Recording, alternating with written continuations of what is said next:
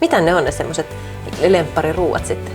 No joku lohikeitto ja oikein perunat ja kastike ja tällaiset perinteiset. Ja leipää. Niin, ja leipää. Ja leipää, paljon leipää, kyllä.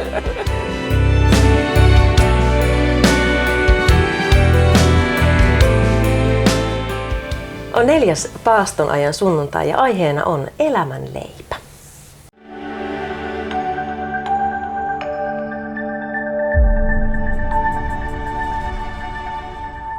Tänään Kirkkovuosi-podcastissa kanssani on Ritva Voivala, vanhustyön kysymyksiin erikoistunut diakoniatyöntekijä. Tervetuloa Kirkkovuosi-podcastiin. Kiitos. Haluatko ensin kertoa vähän itsestäsi ja omasta tiestäsi tälle paikalle työelämässä?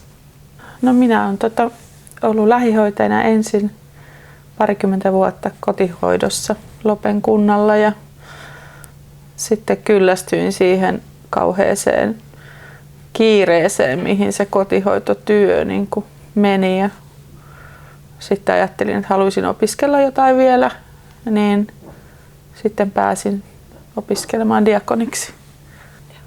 Sä oot Janakkalan seurakunnassa tällaisessa projektityössä. Minkälainen projekti tämä on? No tämä alkoi viime vuonna 2023. Semmoinen kuin Iloa vanhuksille -hanke. Ja kestää ensi vuoden loppuun, 2025 loppuun. Ja tässä on yritetty keksiä kaikkea, miten voisi tuottaa iloa vanhuksille ja antaa heille sitä aikaa ja kohdata heitä. Minkä sä nostaisit ensimmäisenä vanhusten tarpeena tai keskeisimpänä tarpeena? No kyllä mun mielestä keskeisin tarve on se, niin kuin sen elämän läpikäyminen ja sitten se kohtaaminen. Niin. Että tulee semmoinen niin kuin sosiaalinen kuolema jotenkin nykyyhteiskunnassa ja heistä puhutaan hirveän niin kuin, ehkä rumalla tavalla, että vaikka se on meidän niin kuin, kuuluu tähän elämään yhtenä vaiheena elämässä. Niin, syntymä yhtä luonnollinen niin. kuin sitten se ikääntyminen ja sitten lopulta kuolema. Kyllä.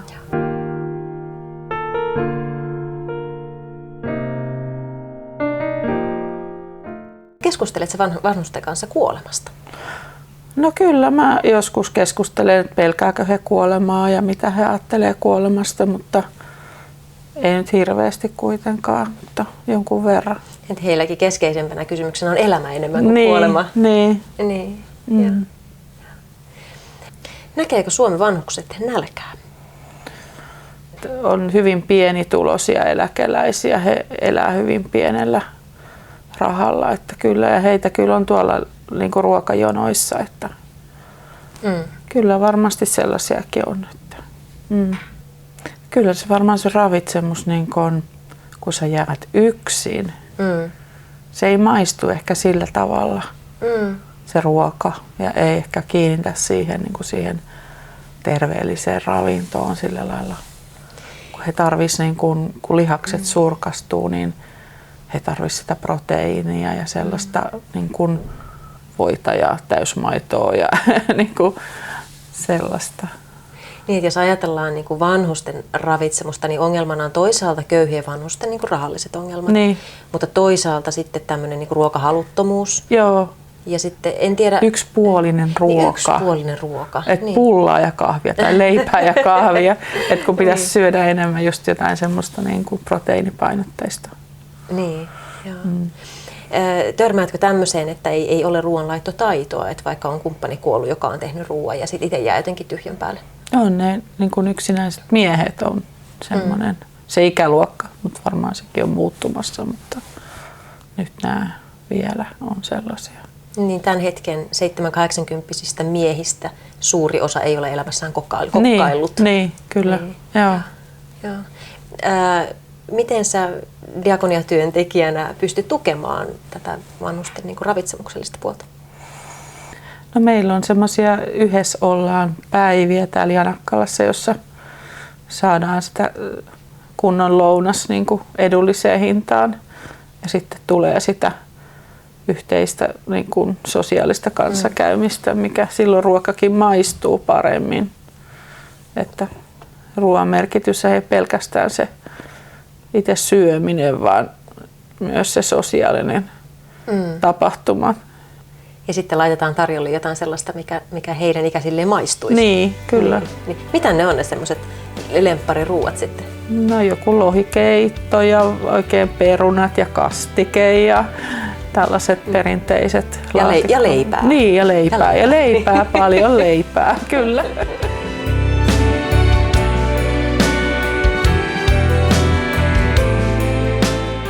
Niin seurakunnissa painotetaan usein niin kuin budjetissa nuorisotyötä, lapsityötä, perhetyötä ja varmasti se on tärkeää, mutta että jos lukumääräisesti katsotaan ihmisiä, niin vanhuksiin kuuluisi panostaa. Kyllä. On nyt onneksi herätty siihen, niin kuin täällä Janakkalassakin tämän hankkeen myötä. Ja sitten on kuullut nyt, että Sastamalassa on samantyyppinen hanke ja Turusta otettiin yhteyttä. Että onneksi kun on vähän herätty siihen, että heihinkin pitäisi panostaa. Ja Hesarissa luin just Jari Pirhosen tämmöisen artikkelin, että on ihan niin kuin päinvastoin niin kuin yhteiskuntakin niin kuin vähentää laitospaikkoja ja kotihoidon työtä, että vaikka että se on ihan ristiriitaista, että vanhusmäärä kasvaa ja sitten me vähennetään niitä hoivapaikkoja. Diakonia työntekijänä teet hengellistä työtä. Onko sulla jotain semmoista Raamatun kohtaa, mikä sua erityisesti kannattelee tässä niin kuin vanhustyössä? No kyllä mulla täällä on sananlaskujen kirjassa. Harmaat hapset ovat kunnia seppele. Palkinto sille, joka oikein elää. Että se vanhuus on niin kuin sen elämän kruunu. Että on päässyt pitkän elämän ja siellä on se palkinto sitten ja se on lähellä sitä taivasta.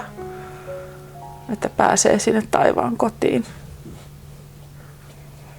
Aivan ihana jae ja kaunis jae ja nimenomaan tuo semmoisen niin kuin lempeän katseen siihen vanhuuteen. Kyllä. Kyllä tietysti on haasteita siinä vanhuudessa, että se elämä niin kuin hiipuu täältä maan päältä, mutta monesti kellä ei ole uskoa, niin varmaan ajattelee, että se on niin kuin se kaari menee niin kuin näin päin, mutta mä ajattelen, että se usko niin kuin se johtaa sinne, niin kuin, se on niin kuin se voitto, niin. Että kohta pääset sinne taivaan kotiin. Ja kyllä kun itse kohtaan hyvin iäkkäitä ihmisiä, niin kyllä usein saan kohdata sellaista niin kuin iloista taivasodotusta. Ja semmoista, niin kuin, että pääsisinpä jo melkein niin kuin malttamattomana. Että niin kuin, tämä elämä oli hieno, olen kiitollinen siitä, mutta että odotan sitä tulevaa elämää.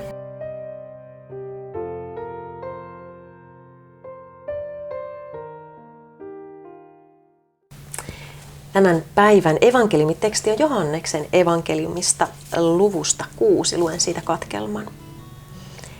Minä olen elämän leipä. Teidän isänne söivät autiomaassa mannaa, mutta silti he ovat kuolleet. Mutta tämä leipä tulee taivaasta ja se, joka tätä syö, ei kuole. Minä olen tämä elävä leipä, joka on tullut taivaasta ja se, joka syö tätä leipää, elää ikuisesti. Leipä, jonka minä annan, on minun ruumiini. Minä annan sen, että maailma saisi elää. Tässä puhutaan hengellisestä ravinnosta. Me on puhuttu ihmisen tarpeesta siis ravitsemuksellisesti ja sitten on puhuttu siis sosiaalisesta tarpeesta. Kohtaatko sä ihmisen niin kuin hengellistä kaipuuta? Kyllä kohtaan, että kaipaavat niin kuin sitä rukousta. Et vanhuudessa se varmaan tärkeä hengellinen tarve on se rukous. Mikä on vanhuksen rukous? No kyllä se isän meidän rukous on hirveän tärkeä ja sitten semmoinen joku niin kuin, varmaan semmoinen rukous, niin kuin, että hänestä huolehditaan ja hän ei jää niin kuin yksin niinä vaikeina hetkinä. Semmoinen varmasti. Niin. Ja meidän perustarve on ihmisellä se kuulluksi ja nähdyksi tuleminen. Että se on niin syvällä meissä, että eikä se niin kuin vanhuudessa häviä mihinkään.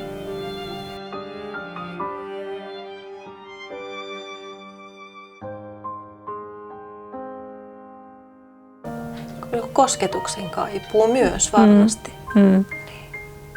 Ja läheisyyden kaipuu. Joskus tuolla dementikkojen osastolla, kun kuulin, että pidän hartautta nuorempana pappina, kokemattomana, niin, ja pidin puheen. Ja tuntui aina silleen kyllä turhauttavalta pitää se, mutta pidin kuitenkin, koska mä oon pappi ja mun kuuluu niinku puhua. Ja sitten kun vuodet kuuluu, niin se puhe lyheni, kunnes sitten lopulta tajusin, että hei, kun ei mun tarvitse puhua. Et se Isä meidän rukous ja Herran siunaus.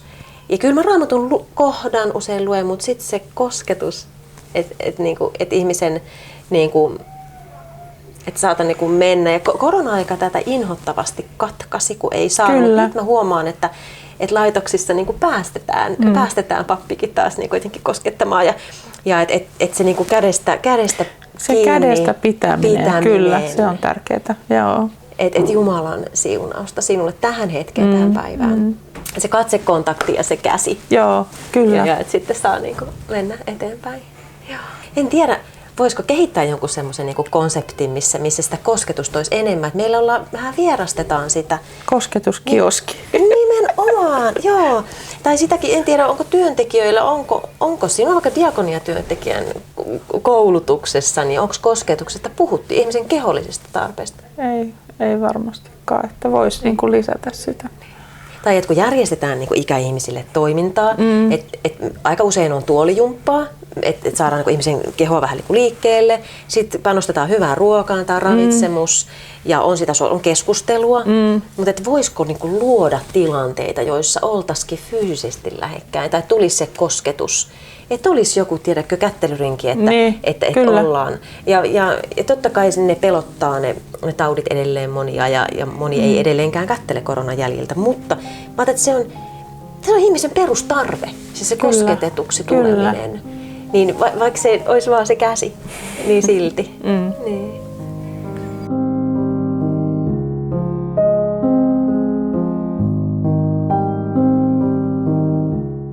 Jos sä voisit muuttaa Suomen yhteiskunnassa jotakin, niin mitä sä muuttaisit? No kyllä mä haluaisin muuttaa sitä vanhusten arvostusta ja sitä puhetta, mitä niin kuin mediassakin tulee. Koetaan, että se on niin kuin joku taakka ja se vaihe elämässä niin kuin on kuluerä. Se on hirveän niin kuin negatiivisesti ilmastu ihmisestä. Ja se, että vanhuksilla olisi niin kuin sitä kohtaamista ja niihin panostetaan niin kuin enemmän.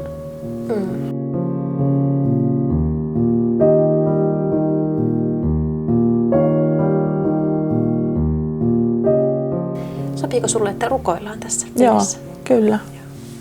Herra, kiitos siitä, että sä oot antanut elämän lahjan. Kiitos siitä, että annat meille elämän leipää. Pidät meistä huolta. Tänään tahdotaan rukoilla erityisesti kaikkien ikäihmisten puolesta, kaikkien heidän puolesta, joiden tarpeet jää täyttymättä. Nälkäisten vanhusten puolesta ja yksinäisten vanhusten puolesta. Toivottomien ja sairaiden, väsyneiden vanhusten puolesta. Auta meitä rakentamaan tästä yhteiskunnasta sellainen, missä ihmistä arvostettaisiin koko elämän ajan. Kiitos siitä työstä, jota monet ihmiset seurakunnissa ja kunnissa ja vapaaehtoistyön kentällä tekee meidän ikäihmisten puolesta. Siunaa heidän työ ja anna heille voimaa ja iloa ja rohkeutta siihen työhön. Kiitos, että kuulet meitä. Aamen. Aamen. Kiitos Riitta Voivala. Tässä oli tämänkertainen Kirkkovuosi-podcast. Kiva, kun olit mukana. Jos sinulla on ajatuksia, että kuinka meidän vanhusten hyvinvointia voisi parantaa, kuinka heidän tarpeisiinsa, monenlaisiin tarpeisiinsa, kosketuksen kaipuuseen ja heidän ravitsemukselliseen hyvinvointiinsa ja heidän sosiaaliseen kaipuuseensa voisi vastata, niin laita viestiä kommenttikenttään, niin rakennetaan yhdessä tästä yhteiskunnasta parempaa paikkaa.